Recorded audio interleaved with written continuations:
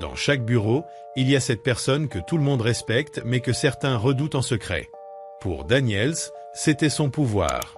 Toujours impeccable, ses costumes brillaient sous les néons, ses chaussures étaient constamment cirées et son parfum flottait dans les couloirs bien après son passage. En apparence, il incarnait le patron parfait, confiant, éloquent et couronné de succès. Mais derrière ce charme se cachait quelque chose de plus sombre, que beaucoup murmuraient mais que personne n'osait dire à voix haute. Daniels jouait un jeu froid et calculé. Chaque fois qu'une nouvelle employée rejoignait l'entreprise, stagiaire fraîche diplômée, secrétaire anxieuse de conserver leur poste, jeune diplômée pleine d'espoir, il les observait, les étudiait comme un chasseur sa proie. Il connaissait leurs faiblesses, leur soif de réussite, leur peur de l'échec, leur confiance et leur respect de l'autorité, et il s'en servait contre elles. Au début, il procédait subtilement. Il les faisait venir dans son bureau sous prétexte de mission spéciale, posait des questions personnelles et feignait de s'intéresser à leurs rêves. Puis sa voix se faisait plus basse, son attitude plus intime, et il leur promettait monts et merveilles. « Je vois du potentiel en toi. Reste près de moi et tu monteras plus vite que les autres. » Les jeunes femmes le croyaient. Après tout, il était le patron.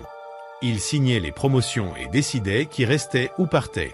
Pour elles, il représentait le raccourci vers la vie qu'elles cherchaient à construire.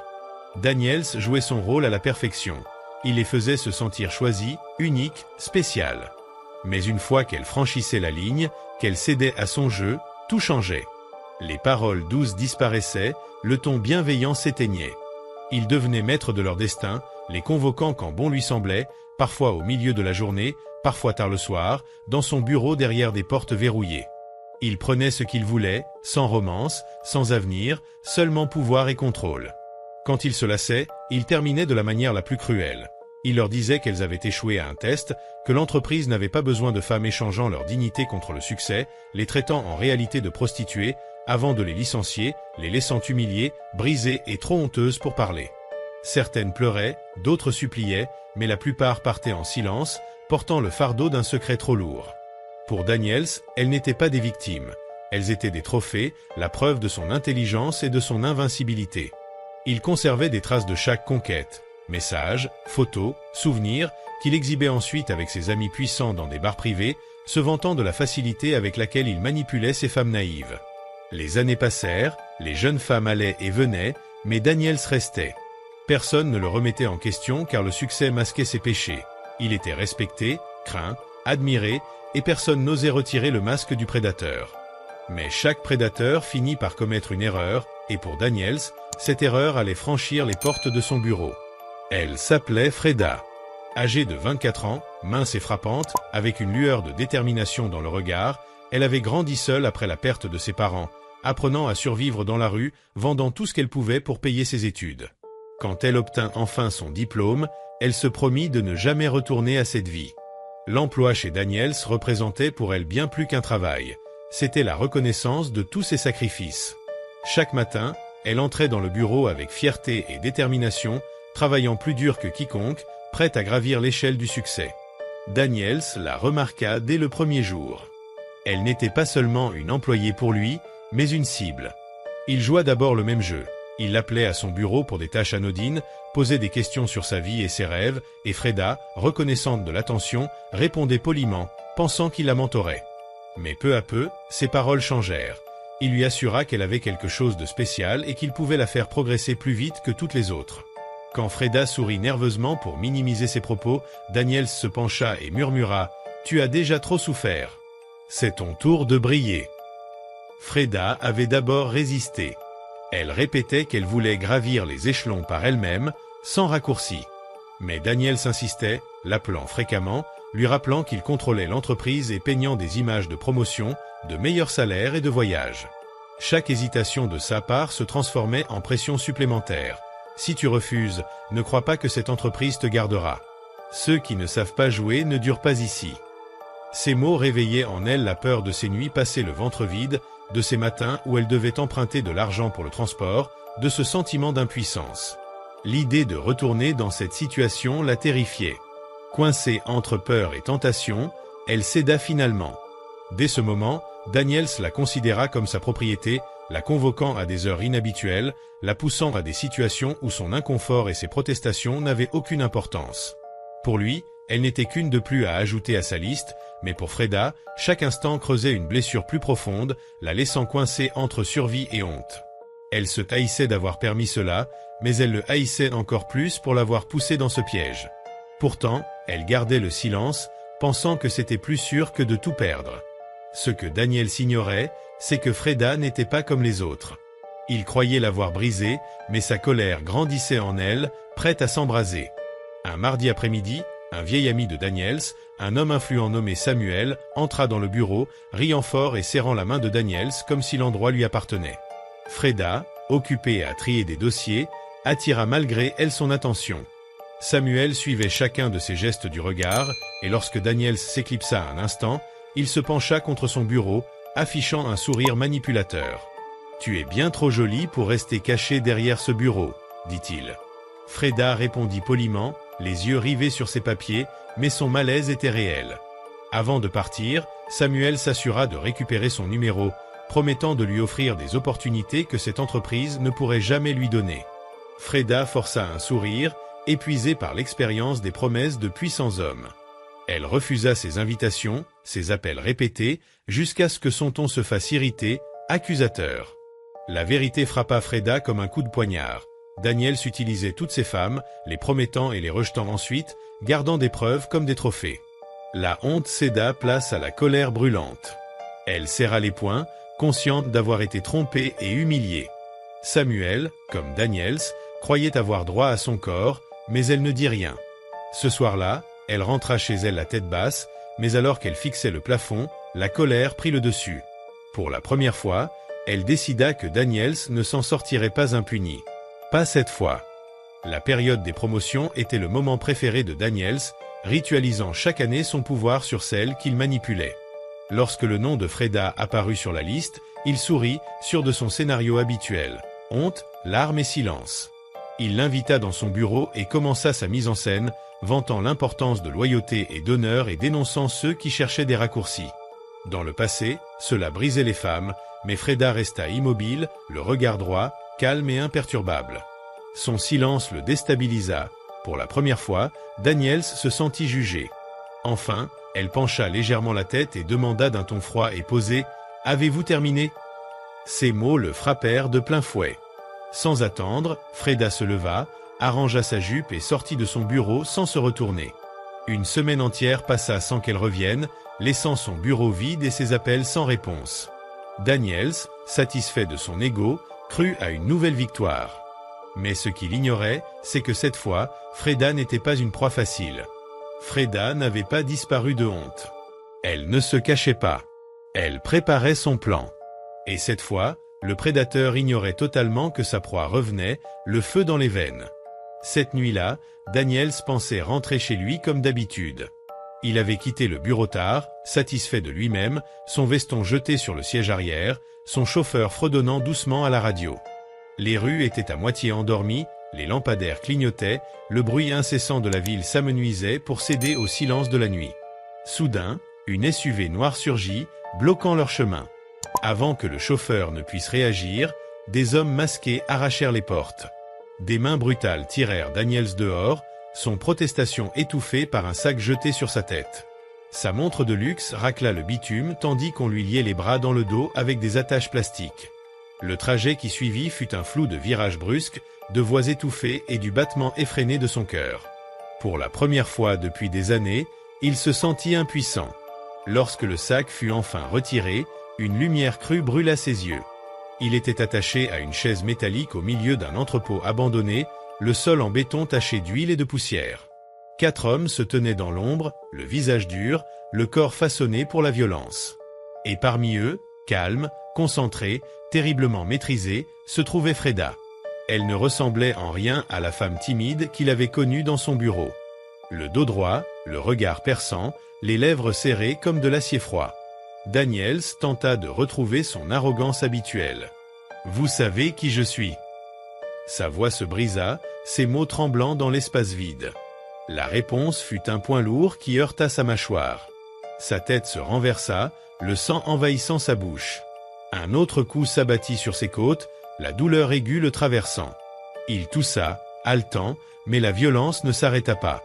Chaque impact le dépouillait du faux pouvoir qu'il portait comme une armure.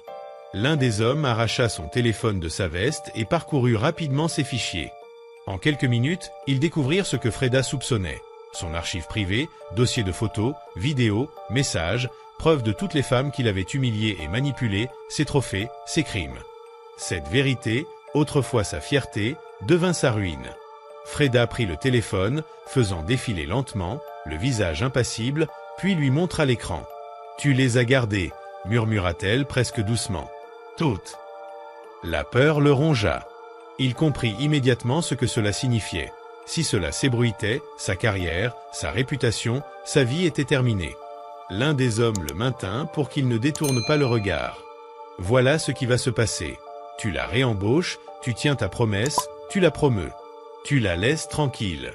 Tu n'appelles pas la police, tu n'essaies pas de te venger. Tu vis en silence, ou nous reviendrons. Et la prochaine fois, tu ne t'en sortiras pas vivant. » Daniels tenta de parler, mais sa bouche était remplie de sang. Sa voix n'était qu'un souffle rauque. Freda s'avança alors, proche, le souffle calme, le regard fixé sur lui, et prononça des mots plus tranchants qu'un poing. « Tout le monde n'est pas à dominer. » Pour la première fois, Daniels comprit ce que signifiait être la proie. Lorsqu'on le ramena près de son domaine, il était méconnaissable, visage enflé, côte fracturée, corps tremblant de douleur. Son chauffeur le trouva effondré à la grille, murmurant des mots incohérents avant de sombrer dans l'inconscience. L'hôpital devint sa prison pendant une semaine. Perfusion, points de suture, murmures dans les couloirs. Au curieux, il racontait une histoire répétée, des braqueurs m'ont attaqué. Sa femme le crut, ses collègues hochaient la tête avec empathie. Les journaux firent un autre récit de crime. Personne n'insista. Mais à l'intérieur, Daniels se délita. Les nuits étaient les pires. Il se réveillait en sursaut, en sueur, entendant l'écho de la voix de Freda. « Tout le monde n'est pas à dominer. » Ces mots tournaient dans sa tête comme une malédiction, une prophétie. Lorsqu'il retourna au bureau, quint à la main, ses collègues l'applaudirent faiblement. Il sourit malgré la douleur, mais son arrogance avait disparu.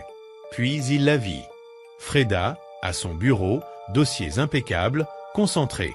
Leur regard se croisa. Pas de sourire, pas de hochement de tête. Sa simple présence transperçait plus profondément qu'une lame. 2 jours plus tard, Daniels convoqua un conseil d'administration. À l'ordre du jour, les promotions. Sa voix tremblait en annonçant le nom de Freda, offrant un sourire qui n'atteignait pas ses yeux. Les applaudissements résonnèrent, mais à l'intérieur, il avait l'impression de serrer la corde autour de son propre cou. Chaque passage de Freda devant son bureau faisait battre sa poitrine. Il ne pouvait plus imposer son pouvoir, jouer à Dieu. Le prédateur était déchu, le chasseur craignait les ombres. La culpabilité, la honte et la paranoïa le dévoraient. Il buvait davantage, dormait moins, ne faisait confiance à personne. Finalement, incapable de supporter les chaînes invisibles de Freda, il démissionna en silence. Pas de fête, pas de discours, juste un court email et un homme disparaissant de l'empire qu'il avait gouverné. Freda, elle, ne se vantait pas. Elle continuait son chemin, stable et imperturbable. Sa simple présence rappelait que le silence ne signifie pas toujours soumission. La leçon était claire. Le pouvoir détourné en armes peut offrir la victoire un temps, mais jamais pour toujours. Daniels avait bâti son succès sur la douleur d'autrui, croyant que le silence était faiblesse. Le silence n'est pas faiblesse, c'est l'attente. Chaque humiliation, chaque manipulation, chaque vie marquée s'accumule et le poids finit par écraser. On ne peut pas exploiter les autres impunément. Ce qu'on obtient par la tromperie pourrie dans les mains et ce qu'on bâtit sur la dignité brisée ne tient jamais. Daniels pensait être rusé, mais la vie le rattrape toujours. Le pouvoir sans conscience n'est pas force. C'est une malédiction qui détruit inévitablement celui qui la porte.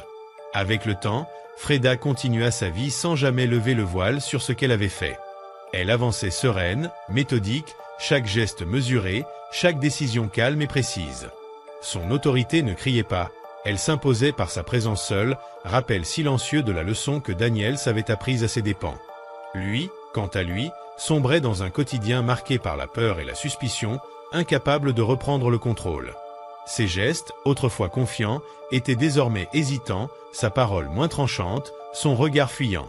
Même ses collaborateurs les plus proches sentaient le changement, un vide invisible là où régnait autrefois l'arrogance. Il n'y avait plus de menaces, plus de domination à exhiber. Le prédateur avait été réduit à l'ombre de lui-même, hanté par ses erreurs et la certitude que chaque action a une conséquence. Freda, en silence, enseignait cette vérité simple mais impitoyable. Exploiter les autres peut offrir un pouvoir momentané, mais la justice, même discrète, finit toujours par rattraper ceux qui croient que tout est permis. Et ainsi, la vie reprit son cours, Freda continuant d'avancer, inébranlable, tandis que Daniel s'apprenait douloureusement que le vrai contrôle ne réside pas dans la peur ou la force, mais dans l'équilibre, la conscience et le respect de ceux que l'on croise sur son chemin. Après sa démission, Daniels sombra dans une vie où chaque journée ressemblait à un châtiment silencieux. Les murs de son manoir semblaient plus étroits, les couloirs plus sombres. Il marchait à pas mesurés, comme si le monde entier pouvait soudainement se retourner contre lui. Chaque bruit, chaque ombre éveillait des souvenirs de cette nuit fatale, du sac sur sa tête, des poings de Freda et des visages impassibles des hommes dans l'entrepôt. Même ses rêves étaient devenus des labyrinthes de peur. Il revivait sans cesse chaque instant, le téléphone entre les mains de Freda, les fichiers découverts, le regard glacial de celle qu'il avait cru faible. Sa carrière n'était plus qu'un lointain écho, ses succès d'hier le hantaient. Freda, elle, poursuivait son chemin avec une maîtrise tranquille. Au bureau, ses collègues la regardaient différemment, respectueux sans comprendre pourquoi. Elle ne parlait pas de ce qu'elle avait fait, elle ne laissait aucun indice. Son calme était son arme, sa présence un rappel que l'équilibre du pouvoir pouvait changer en silence. Chaque projet qu'elle menait était impeccable, chaque décision réfléchie et précise. Elle avançait dans sa vie avec la certitude que la justice n'a pas toujours besoin de cris pour s'accomplir. Les semaines passaient, et Daniels se retrouva isolé dans son propre empire. Ses anciens collègues, autrefois intimidés par son autorité, observaient désormais ses gestes hésitants. Il ne pouvait plus montrer de force, plus afficher de contrôle, plus dominer. Les réunions étaient des épreuves. Chaque regard semblait le juger, chaque parole pesée et analysée. Il avait perdu la confiance qu'il avait autrefois en lui-même. Même son épouse ressentait le changement. Son mari, autrefois charismatique et sûr de lui, était devenu un homme brisé, fatigué par l'angoisse et la paranoïa. Daniel s'essayait de boire, de trouver un semblant de courage dans l'alcool, mais cela ne faisait qu'intensifier sa descente. Les nuits étaient les pires. Il se réveillait en sursaut, revivant le regard de Freda, ces mots simples mais implacables résonnant dans sa tête, « Tout le monde n'est pas à dominer ». Chaque respiration lui rappelait la leçon, le pouvoir sans conscience est un fardeau, et la cruauté finit toujours par revenir sur celui qui la pratique. Freda, de son côté, continuait à s'imposer sans effort apparent. Les dossiers étaient toujours impeccablement organisés, sa voix calme et assurée. Les autres employés, même ceux qui avaient auparavant craint Daniels, se tournaient vers elle pour des conseils et des décisions. Elle ne se vantait jamais, ne laissait aucune trace de ses victoires silencieuses, mais sa réputation grandissait, construite sur compétence et maîtrise. Elle incarnait une force discrète et irrésistible. À mesure que les mois passaient, Daniels comprit qu'il ne pourrait jamais revenir en arrière. Chaque tentative de réaffirmer son autorité échouait, chaque parole trahissait sa peur et sa culpabilité. Même en dehors du bureau, ses amis et partenaires le voyaient différemment. Il avait été déchu, et la connaissance de ses crimes et humiliations passées, gardées en silence par Freda, le maintenait prisonnier de lui-même. La vie lui enseignait une vérité qu'il n'avait jamais comprise. Exploiter et humilier les autres n'apporte jamais de véritable puissance. Dans le même temps, Freda continuait à construire sa carrière, à gagner le respect et la confiance de ses collègues, à progresser avec patience. Chaque geste, chaque décision, chaque projet renforçait son influence, silencieuse mais inévitable. Elle avait montré que la force réelle ne réside pas dans la domination ou la violence, mais dans la maîtrise, l'intelligence et la persévérance. La justice n'avait pas besoin de crier. Elle agissait en silence, invisible et implacable. Daniels se réveillait chaque matin avec un poids au cœur, la peur de Freda collée à sa peau comme une ombre. Même lorsqu'il se tenait dans son bureau vide, il avait l'impression que chaque tableau, chaque chaise, chaque lampe lui rappelait ce qu'il avait perdu. Contrôle, respect, pouvoir. Les journaux, les médias sociaux, les discussions feutrées des collègues, tout semblait murmurer la vérité qu'il refusait d'admettre. Chaque fois qu'un projet lui revenait, il hésitait, paralysé par l'idée qu'un faux pas pourrait tout révéler. Il vivait dans un équilibre fragile, suspendu entre la paranoïa et la honte, conscient que la moindre erreur pourrait le précipiter dans l'abîme. Pendant ce temps, Freda poursuivait sa routine avec un calme souverain. Elle arrivait tôt, partait tard, chaque action méticuleusement pensée. Les collègues la regardaient avec un mélange de respect et de fascination. Elle ne cherchait pas la reconnaissance, elle n'avait besoin d'aucune gloire, sa seule ambition était de travailler avec intégrité et précision. Le contraste avec Daniels ne pouvait être plus frappant. Là où lui avait bâti son empire sur la peur et la manipulation, elle avançait avec compétence et sagesse, gagnant naturellement la confiance et l'admiration. Le retour de Freda au bureau avait eu un effet silencieux mais irréversible sur l'ensemble de l'organisation. Les employés, qui jadis subissaient Daniels, se montraient désormais plus confiants, osaient proposer des idées, poser des questions, prendre des initiatives. Daniels, quant à lui, se trouvait réduit à un spectateur de sa propre entreprise. Chaque fois qu'il tentait de reprendre le contrôle, un simple regard de Freda suffisait à lui rappeler la fragilité de sa position. Il avait appris, à ses dépens, que la véritable autorité ne s'impose pas par la force ou la peur, mais par le respect et la compétence. Les nuits de Daniels restaient hantées par des souvenirs qu'il ne pouvait chasser. Il revivait le sac sur sa tête, les coups reçus, le téléphone de Freda révélant ses crimes. Ces images tournaient en boucle dans son esprit, accompagnées des mots qui l'avaient frappé plus que n'importe quel point. Tout le monde n'est pas à dominer. Chaque respiration, chaque mouvement était un rappel de sa défaite et de sa vulnérabilité. Sa vie sociale se rétrécit, ses relations s'altérèrent, et il commença à comprendre qu'il n'y aurait pas de retour en arrière. Avec le temps, Daniels prit conscience d'une autre réalité. Il n'était pas seulement puni pour ses crimes passés, il était maintenant prisonnier de sa propre conscience. La peur constante, la culpabilité, le besoin de cacher la vérité transformèrent sa vie en un cycle de stress et de paranoïa. Même ces moments de solitude, qu'il avait jadis appréciés, étaient maintenant teintés d'angoisse. Il avait perdu le droit de se reposer sur son autorité, chaque interaction sociale était un test, chaque décision un calcul. Freda, elle, continuait de marcher dans les couloirs du pouvoir avec sérénité. Son influence croissait, mais toujours discrètement, comme un courant sous-marin puissant. Elle savait que la véritable force n'était pas dans les démonstrations de puissance, mais dans la constance et la maîtrise de soi. Même Daniels, malgré toute sa fierté, devait reconnaître, parfois en silence, qu'elle incarnait tout ce qu'il n'avait jamais su être. Implacable mais juste, calme mais déterminée, forte sans être brutale. Au fil des mois, Daniels s'aperçut qu'il ne pouvait plus se permettre de prendre des risques. Son empire, qu'il avait autrefois dirigé sans partage, n'était plus sous son contrôle. Chaque rapport, chaque décision, chaque réunion était surveillée non par une autorité officielle, mais par le simple fait que Freda existait et observait, avec cette présence tranquille qui en disait plus que 1000 avertissements. Il n'osait plus se montrer arrogant, plus se laisser emporter par l'ego. Son monde s'était réduit à un équilibre précaire, où chaque geste avait un prix et chaque silence une signification. Et pourtant, malgré la peur et la douleur, une transformation subtile commença à s'opérer en lui. Lentement, il comprit la portée de ses actions passées et la vérité universelle que Freda incarnait. Le pouvoir obtenu par la manipulation et l'humiliation est toujours éphémère, et la justice, même discrète, finit par retrouver son chemin. Cette réalisation, bien que douloureuse, le força à réfléchir sur lui-même, sur ses choix, sur la façon dont il traitait les autres.